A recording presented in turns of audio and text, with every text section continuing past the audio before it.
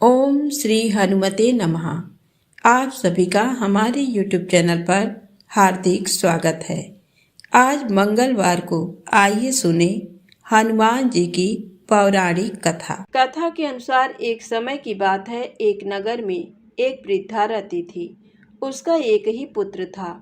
वृद्धा की हनुमान जी पर गहरी आस्था थी। वह प्रत्येक मंगलवार को नियम पूर्वक व्रत रखकर हनुमान जी की आराधना करती थी।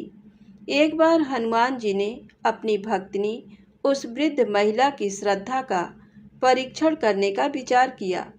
हनुमान जी साधु का वेश धारण कर वृद्धा के घर गए और पुकारने लगे, है कोई हनुमान भक्त जो हमारी इच्छा पूर्ण करे। आवाज उस वृद्धा के कान में पड़ी। पुकार सुन वृद्धा जल्दी से बाहर आई और साधु को प्रणाम कर बोली, आज्ञा महाराज। हनुमान वेशधारी साधु बोले, मैं भूखा हूँ, भोजन करूँगा, तुम थोड़ी सी जमीन लीप दो। वृद्धा दुविधा में पड़ गई। अंततः हाथ जोड़कर बोली, महाराज, लीपने और मिट्टी खोदने के अतिरिक्त आप कोई दूसरी आज्ञा दें, मैं अवश्य पूर्ण करूँगी। साधु ने 3 बार प्रतिज्ञा कराने के पश्चात कहा, तू अपने बेटे को बुला, मैं उसकी पीठ पर आग जलाकर भोजन बनाऊंगा। यह सुनकर वृद्धा घबरा गई, परंतु वह प्रतिज्ञाबद्ध थी। उसने अपने पुत्र को बुलाकर साधु को सौंप दिया। साधु वेशधारी हनुमान जी ने वृद्धा के हाथों से ही उसके पुत्र को पेट के बल लिटवाया और उसकी पीठ पर आग जलवाई। आग जलाकर दुखी मन से वृद्धा अपने घर में चली गई। इधर भोजन बनाकर साधु ने वृद्धा को बुलाकर कहा, उनका भोजन बन गया है, तुम अपने पुत्र को पुकारो ताकि वह भी आकर भोग लगा ले। इस पर वृद्धा बोली, उसका नाम लेकर मुझे और कष्ट ना दें। लेकिन जब साधु महाराज नहीं माने तो वृद्धा ने अपने पुत्र को आवाज़ लगाई। वह अपनी माँ के पास आ गया। अपने पुत्र को जीवित देख वृद्धा को बहुत आश्चर्य हुआ और वह साधु के चरणों में गिर पड़ी। तब हनुमान जी अपने वास्तविक रूप में प्रकट हुए और वृद्धा को भक्ति का आशीर्वाद दिया तो प्रेम से बोले, शंकर भगवान की जय हो, बजरंग बली की जय हो। आइए सुने मंगलवार व्रत की पौराणिक कथा। एक बार नैमिषारण्य तीर्थ में 80,000 मुनि एकत्र होकर पुराणों के ज्ञाता श्री सूत जी से पूछने लगे, हे महामुने, आपने हमें अनेक पुराणों की कथाएं सुनाई हैं। अब कृपा करके हमें ऐसा व्रत और कथा बताएं जिसके करने से संतान की प्राप्ति हो तथा मनुष्यों को रोग, शोक, अग्नि, सर्व दुख आदि का भय दूर हो, क्योंकि कलयुग में सभी जीवों की आयु बहुत कम है। फिर इस पर उन्हें रोग चिंता के कष्ट लगे रहेंगे तो फिर वह श्रीहरि के चरणों में अपना ध्यान कैसे लगा सकेंगे।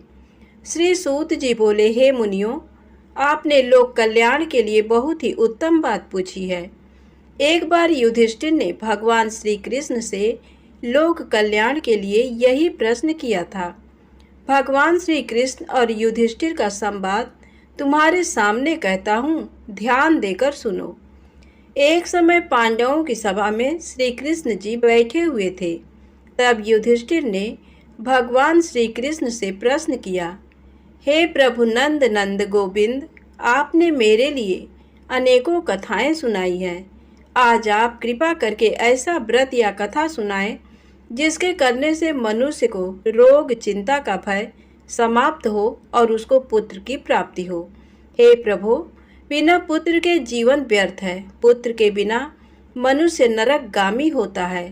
पुत्र के बिना मनुष्य पितृ ऋण से छुटकारा नहीं पा सकता और न ही उसका पुन्नग नामक नरक से उद्धार हो सकता है।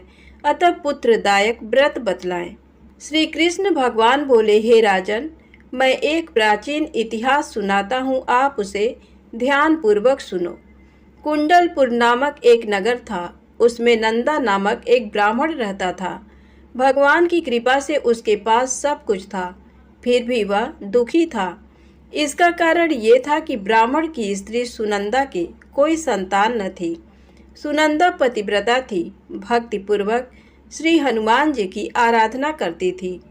मंगलवार के दिन व्रत करके अंत में भोजन बनाकर हनुमान जी का भोग लगाने के बाद स्वयं भोजन करती थी। एक बार मंगलवार के दिन ब्राह्मणी गृह कार्य की अधिकता के कारण हनुमान जी को भोग न लगा सकी, तो इस पर उसे बहुत दुख हुआ। उसने कुछ भी नहीं खाया और अपने मन में प्रण किया कि अब तो अगले मंगलवार को ही हनुमान जी का भोग लगाकर अन्न जल ग्रहण करेगी। ब्राह्मणी सुनंदा प्रतिदिन भोजन बनाती, श्रद्धा पूर्वक पति को खिलाती, परंतु स्वयं भोजन नहीं करती और मन ही मन श्री हनुमान जी की आराधना करती थी। इसी प्रकार 6 दिन गुजर गए और ब्राह्मणी सुनंदा अपने निश्चय के अनुसार भूखी प्यासी निराहार रही और अगले मंगलवार को ब्राह्मणी सुनंदा प्रातःकाल ही बेहोश होकर गिर पड़ी। ब्राह्मणी सुनंदा की इस असीम भक्ति के प्रभाव से श्री हनुमान जी बहुत प्रसन्न हुए और प्रकट होकर बोले, सुनंदा, मैं तेरी भक्ति से बहुत प्रसन्न हूँ, तू उठ और वर मांग। सुनंदा अपने आराध्य देव श्री हनुमान जी को देखकर आनंद की अधिकता से विह्वल हो श्री हनुमान जी के चरणों में गिरकर बोली, हे प्रभु, मेरी कोई संतान नहीं है, कृपा करके मुझे संतान प्राप्ति का आशीर्वाद दें, आपकी अति कृपा होगी। श्री महावीर जी बोले, तेरी इच्छा पूर्ण होगी, तेरे एक कन्या पैदा होगी, उसके अष्टांग प्रतिदिन सोना दिया करेंगे। इस प्रकार कहकर श्री महावीर जी अंतर्ध्यान हो गए। ब्राह्मणी सुनंदा बहुत हर्षित हुई और सभी समाचार अपने पति से कहा। ब्राह्मण देवकन्या का वरदान सुनकर कुछ दुखी हुए, परंतु सोना मिलने की बात सुनी तो बहुत प्रसन्न हुए। विचार किया कि ऐसी कन्या के साथ मेरी निर्धनता भी समाप्त हो जाएगी।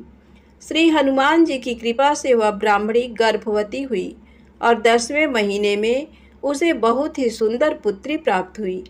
ये बच्ची अपने पिता के घर में ठीक उसी तरह से बढ़ने लगी जिस प्रकार शुक्ल पक्ष का चंद्रमा बढ़ रहा है। 10वें दिन ब्राह्मण ने उस बालिका का नामकरण संस्कार कराया। उसके कुल पुरोहित ने उस बालिका का नाम रत्नावली रखा, क्योंकि ये कन्या सोना प्रदान किया करती थी। इस कन्या ने पूर्व जन्म में बड़े ही विधान से मंगल देव का व्रत किया था। रत्नावली का अष्टांग बहुत सा सोना देता था। उस सोने से नंदा ब्राह्मण बहुत ही धनवान हो गया। अब ब्राह्मणी भी बहुत अभिमान करने लगी थी। समय बीतता रहा। अब रत्नावली 10 वर्ष की हो चुकी थी। एक दिन जब नंदा ब्राह्मण प्रसन्न चित्त था, तब सुनंदा ने अपने पति से कहा, मेरी पुत्री रत्नावली विवाह के योग्य हो गई है, अतः आप कोई सुंदर तथा योग्य वर देखकर इसका विवाह कर दें। ये सुन ब्राह्मण बोला, अभी तो रत्नावली बहुत छोटी है। तब ब्राह्मणी बोली, शास्त्रों की आज्ञा है कि कन्या 8वें वर्ष में गौरी, 9 वर्ष में रोहिणी, 10वें वर्ष में कन्या, इसके पश्चात रसवला हो जाती हैं। गौरी के दान से पाताल लोक की प्राप्ति होती है, रोहिणी के दान से वैकुंठ लोक की प्राप्ति होती है, कन्या के दान से इंद्रलोक में सुखों की प्राप्ति होती है।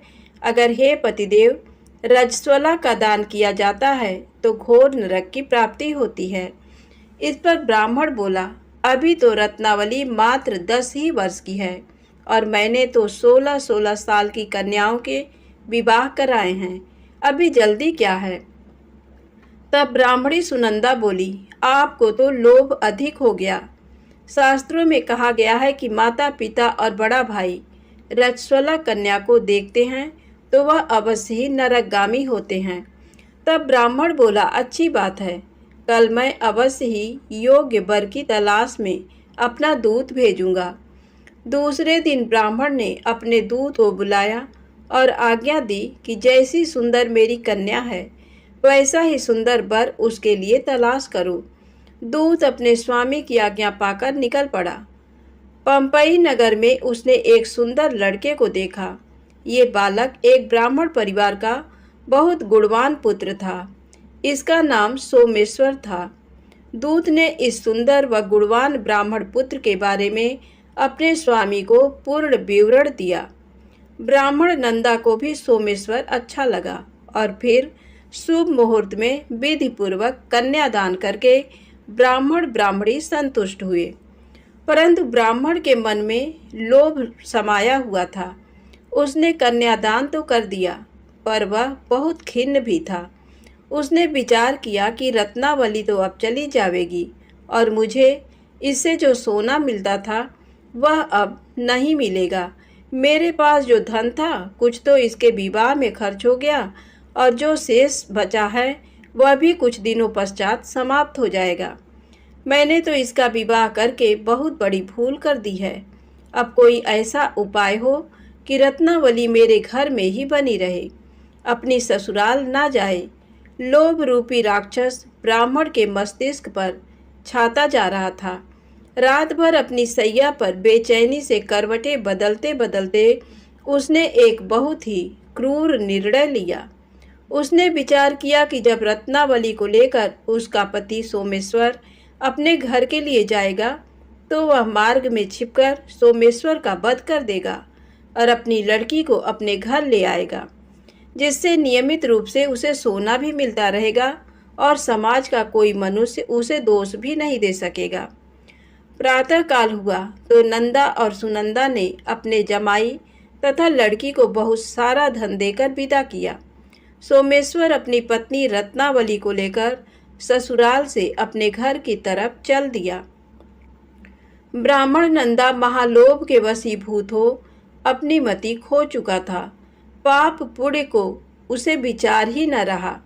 अपने भयानक व क्रूर निर्णय को कार्य रूप देने के लिए उसने अपने दूत को मार्ग में अपने जमाई का वध करने के लिए भेज दिया था, ताकि रत्नावली से प्राप्त होने वाला सोना उसे हमेशा मिलता रहे और वो कभी निर्धन ना हो। ब्राह्मण के दूत ने अपने स्वामी की आज्ञा का पालन करते हुए उसके जमाई सोमेश्वर का मार्ग में ही वध कर दिया। समाचार पाकर ब्राह्मण नंदा मार्ग में पहुंचा और रुदन करती अपनी पुत्री रत्नावली से बोला, हे पुत्री, मार्ग में लुटेरों ने तेरे पति का वध कर दिया है। भगवान की इच्छा के आगे किसी का कोई बस नहीं चलता है। अब तू घर चल, वहाँ पर ही रहकर शेष जीवन व्यतीत करना। जो भाग्य में लिखा है वही होगा। अपने पति की अकाल मृत्यु से रत्नावली बहुत दुखी हुई। करुण क्रंदन व रुदन करते हुए अपने पिता से बोली, हे पिताजी, इस संसार में जिस स्त्री का पति नहीं है उसका जीना व्यर्थ है। मैं अपने पति के साथ ही अपने शरीर को जला दूंगी और सती होकर अपने इस जन्म को, माता पिता के नाम को तथा सास ससुर के यश को सार्थक करूंगी। ब्राह्मण नंदा अपनी पुत्री रत्नावली के वचनों को सुनकर बहुत दुखी हुआ। विचार करने लगा, मैंने व्यर्थ ही जमाई वध का पाप अपने सिर लिया। रत्नावली तो उसके पीछे अपने प्राण तक देने को तैयार है। मेरा तो दोनों तरफ से मरण हो गया। धन तो अब मिलेगा नहीं। जमाई वध के पाप के फलस्वरूप यम यातना भी भुगतनी पड़ेगी। ये सोचकर वह बहुत खिन्न हुआ। सोमेश्वर की चिता बनाई गई। रत्नावली सती होने की इच्छा से अपने पति का सिर अपनी गोद में रखकर चिता में बैठ गई। जैसे ही सोमेश्वर की चिता को अग्नि लगाई गई, वैसे ही प्रसन्न हो मंगल देव वहां प्रकट हुए और बोले, हे रत्नावली, मैं तेरी पति भक्ति से बहुत प्रसन्न हूँ, तू वर मांग। रत्नावली ने अपने पति का जीवन दान मांगा। तब मंगल देव बोले, रत्नावली, तेरा पति अजर अमर है, ये महाविद्वान भी होगा और इसके अतिरिक्त तेरी जो इच्छा हो वर मांग। तब रत्नावली बोली, हे ग्रहों के स्वामी, यदि आप मुझ पर प्रसन्न हैं तो मुझे ये वरदान दीजिए कि जो भी मनुष्य मंगलवार के दिन प्रातःकाल लाल पुष्प लाल चंदन से पूजा करके आपका स्मरण करे, उसको रोग व्याधि ना हो, स्वजनों का कभी वियोग ना हो, सर्प अग्नि तथा शत्रुओं का भय ना रहे। जो स्त्री मंगलवार का व्रत करे वह कभी विधवा ना हो। मंगल देव तथास्तु कहकर अंतर ध्यान हो गए। सोमेश्वर मंगल देव की कृपा से जीवित हो उठा। रत्नावली अपने पति को पुनः प्राप्त कर बहुत प्रसन्न हुई और मंगल देव का व्रत प्रत्येक मंगलवार को करके व्रत राज और मंगल देव की कृपा से इस लोक में सुख ऐश्वर्य को भोगते हुए अंत में अपने पति के साथ स्वर्ग लोक को गई। प्रेम से बोले हनुमान जी महाराज की जय हो। आइए सुने राम नाम की महिमा। पति रावण के वध के बाद जब अयोध्यापति प्रभु श्री राम की कीर्ति दूर दूर तक फैल रही थी और वह मर्यादा पुरुषोत्तम कहलाने लगे, तब एक दिन महादेव शिव की इच्छा भी मर्यादा पुरुषोत्तम श्री राम से मिलने की हुई। पार्वती जी को संग लेकर महादेव कैलाश पर्वत से उतरकर अयोध्या नगरी के रास्ते पर चल पड़े। भगवान शिव और मां पार्वती को अयोध्या आया देखकर राम जी बहुत खुश हुए।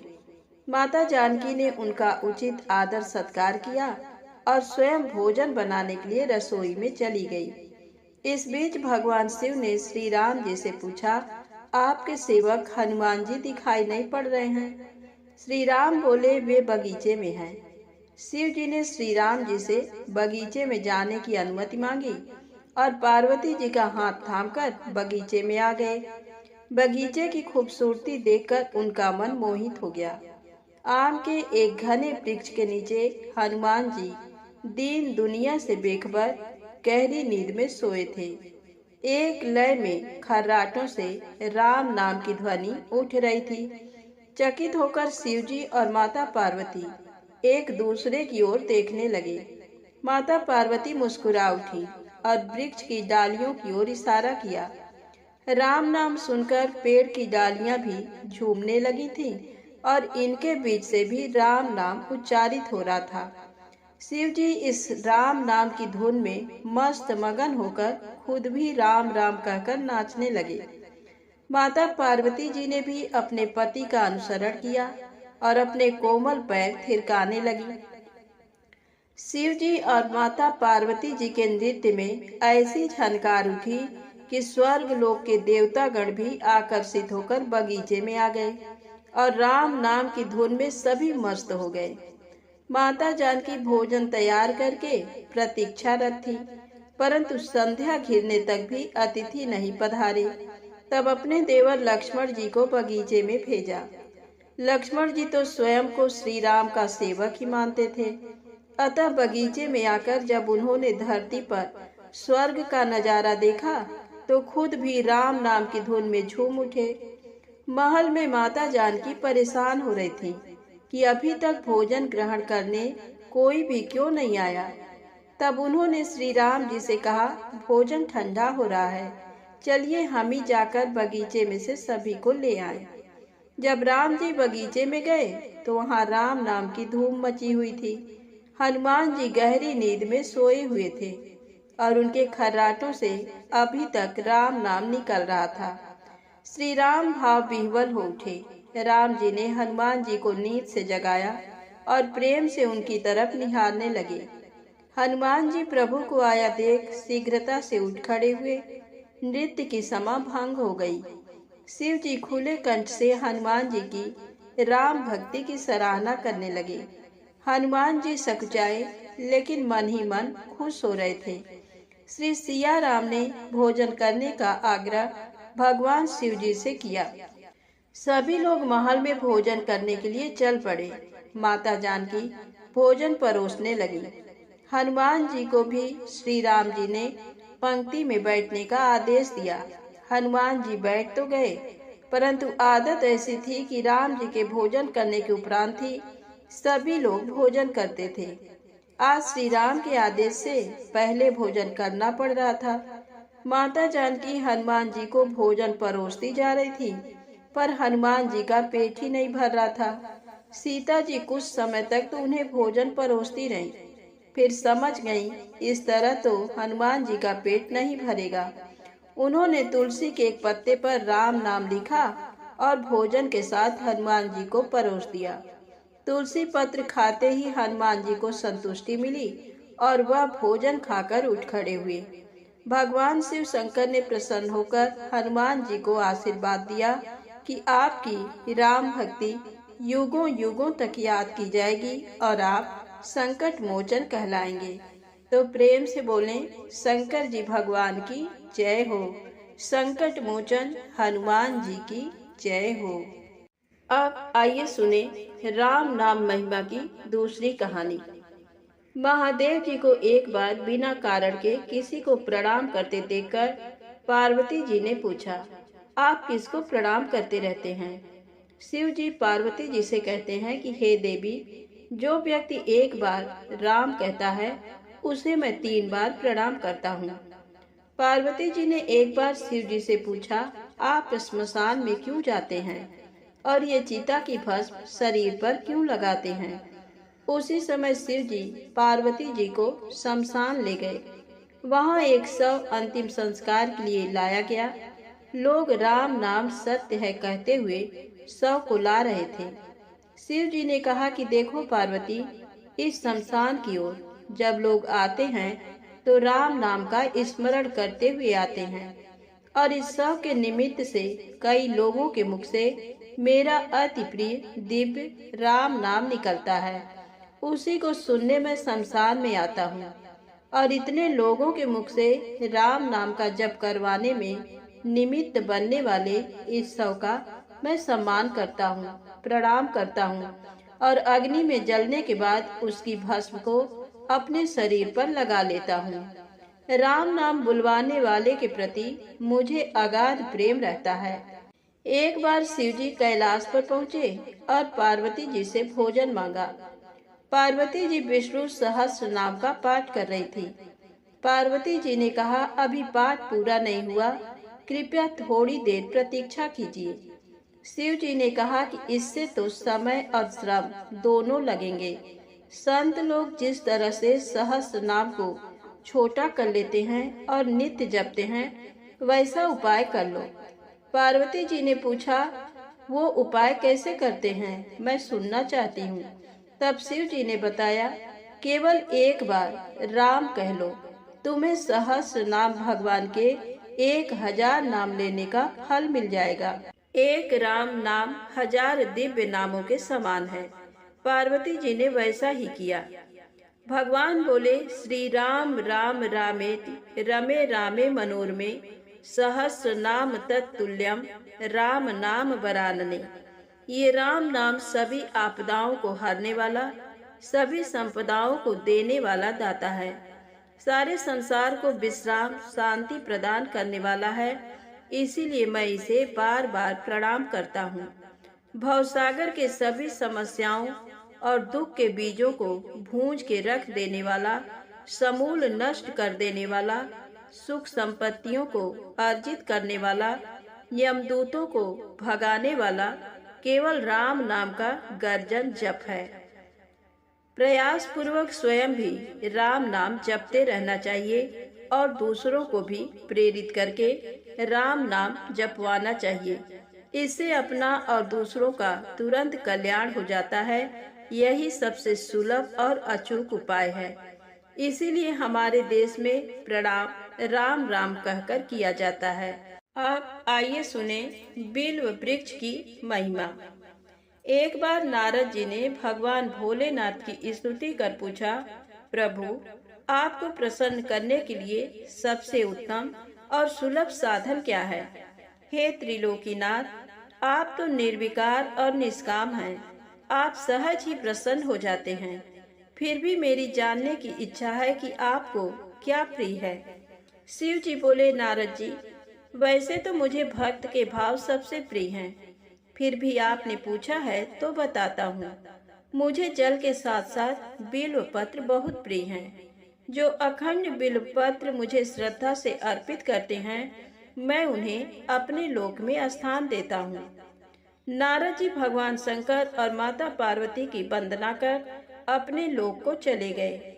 उनके जाने के पश्चात पार्वती जी ने शिव जी से पूछा, हे प्रभु, मेरी ये जानने की बड़ी उत्कट इच्छा हो रही है कि आपको बिल्व पत्र इतने प्रिय क्यों हैं। कृपा करके मेरी जिज्ञासा शांत करें। शिव जी बोले, हे शिवे, बिल्व के पत्ते मेरी जटा के समान हैं। उसका त्रिपत्र यानी 3 पत्ते ऋग्वेद, यजुर्वेद और सामवेद हैं। शाखाएं समस्त शास्त्र का स्वरूप हैं।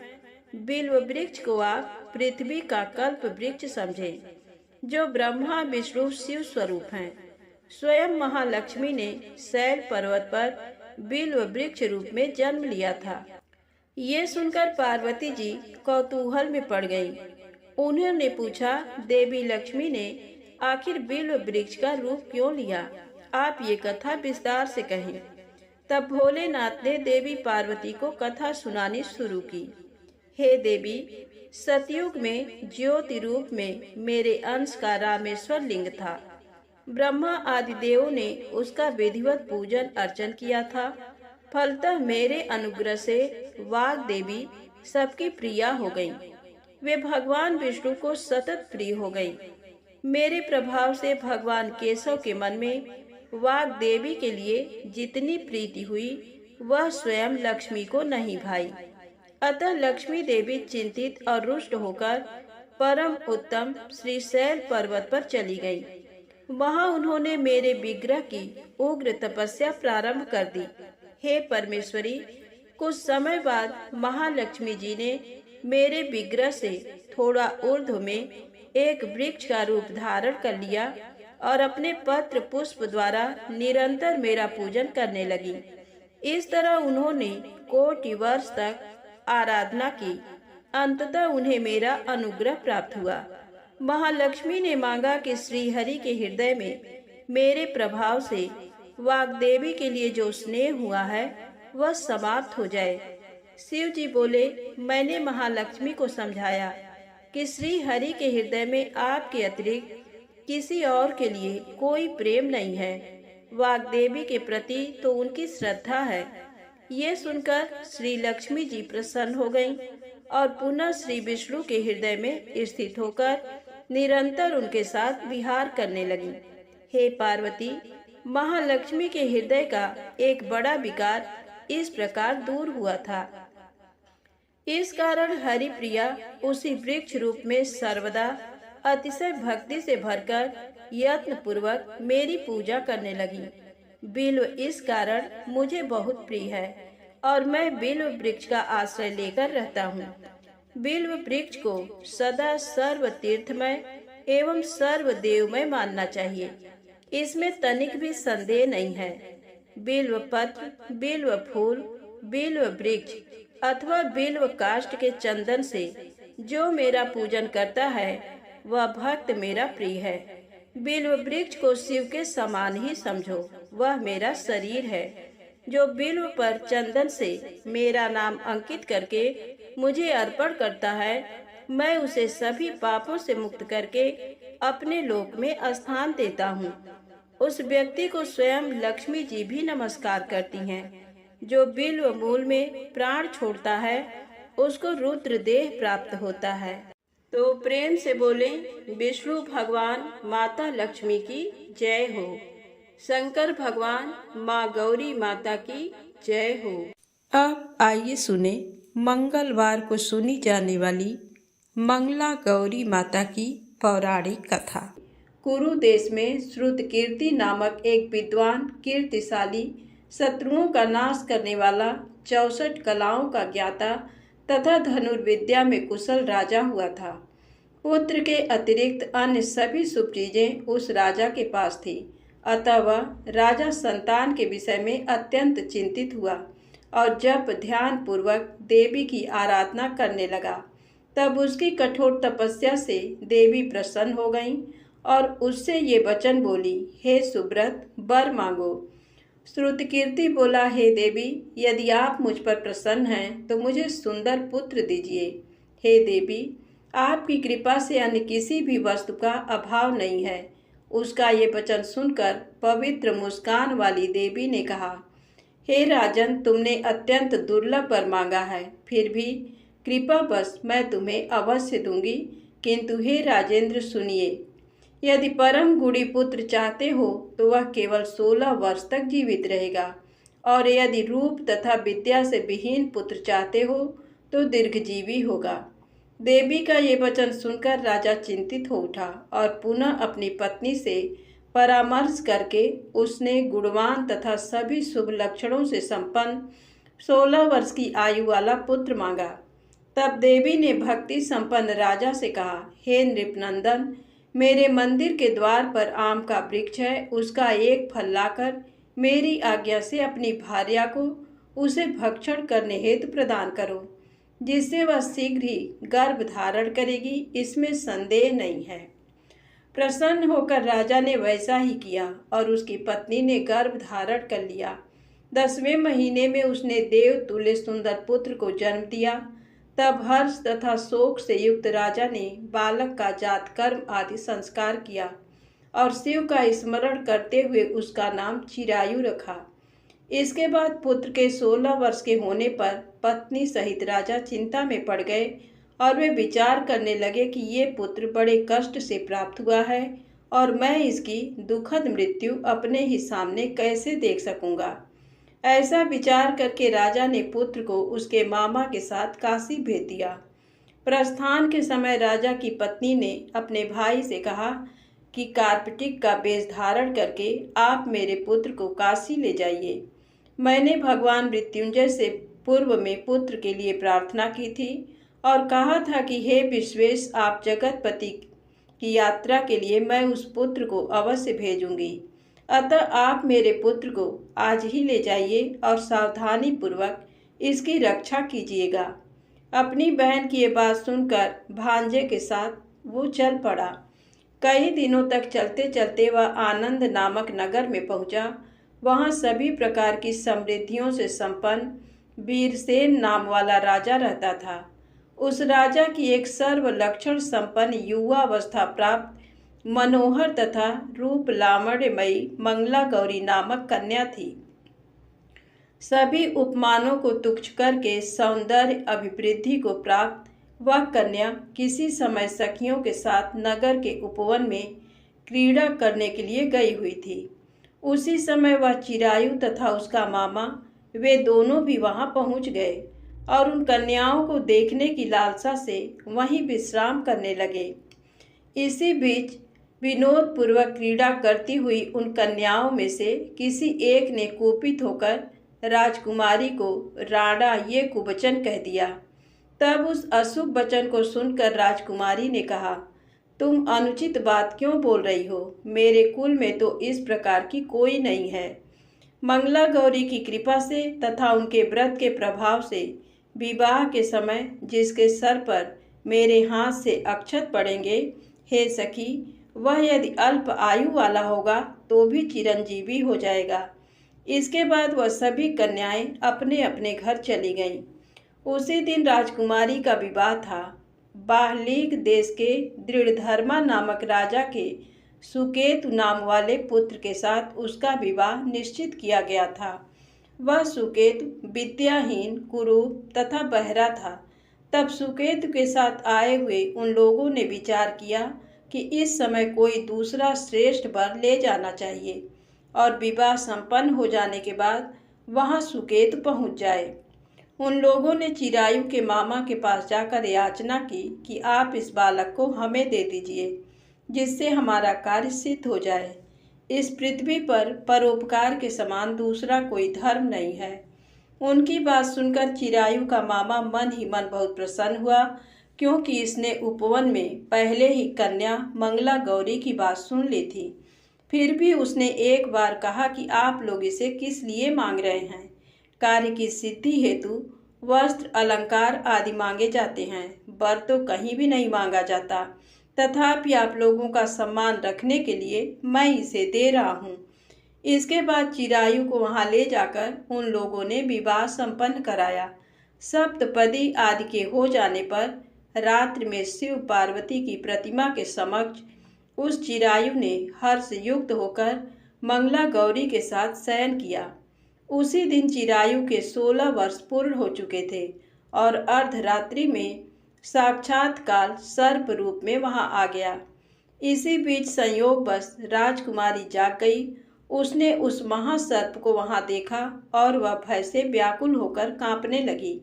तभी उस कन्या ने धैर्य धारण 16 उपचारों से सर्प की पूजा की और पीने के लिए उसे दूध दिया। उसने दीनता भरी वाणी में उस सर्प की प्रार्थना तथा स्तुति की।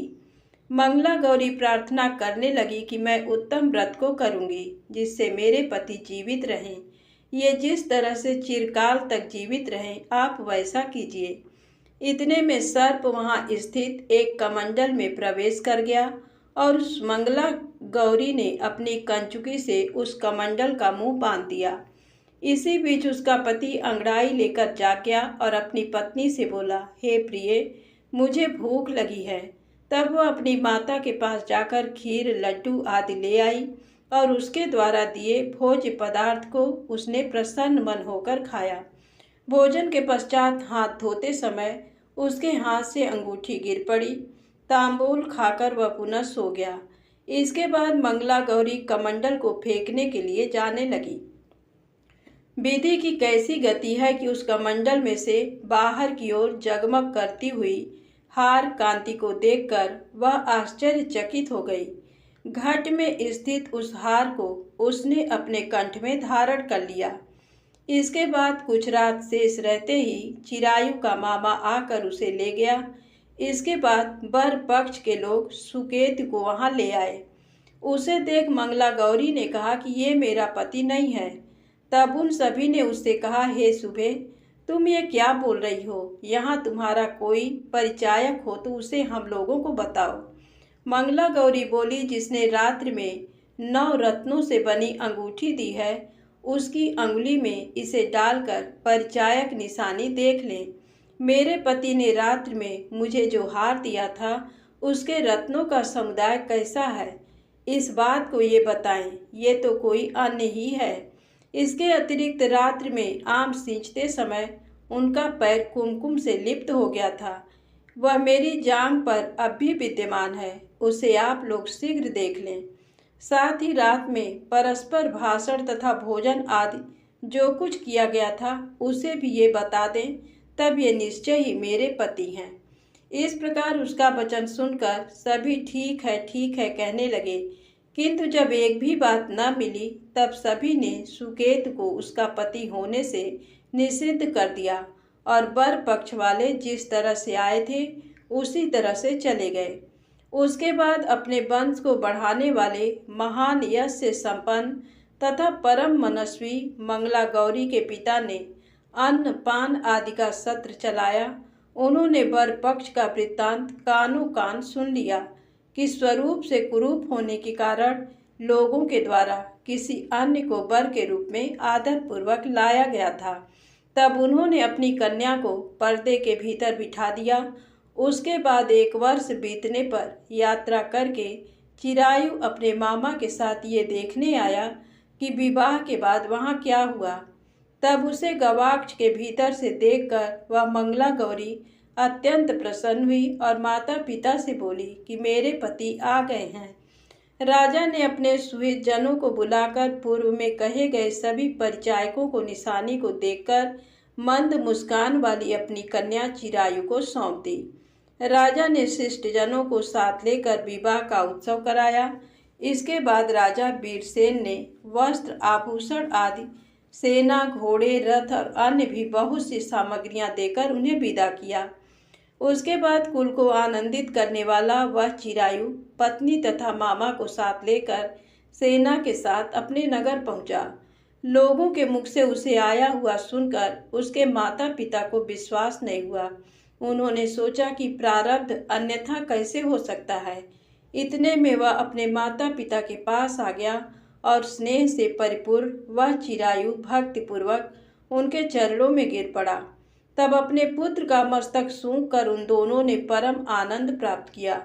पुत्रवधू मंगला गौरी ने भी सास ससुर को प्रणाम किया। तब सास उसे अपनी गोद में बिठाकर सारा वृत्तांत शीघ्रता पूर्वक पूछने लगी। हे महामुने, तब पुत्र वधू ने भी मंगला गौरी के उत्तम व्रत महात्म तथा जो कुछ घटित हुआ था वह सब वृत्तांत बताया। जो कोई भी इसका श्रवण करता है अथवा जो इसे कहता है उसके सभी मनोरथ पूर्ण हो जाते हैं, इसमें संदेह नहीं है। धन्यवाद। प्रेम से बोले मंगला गौरी माता की जय हो।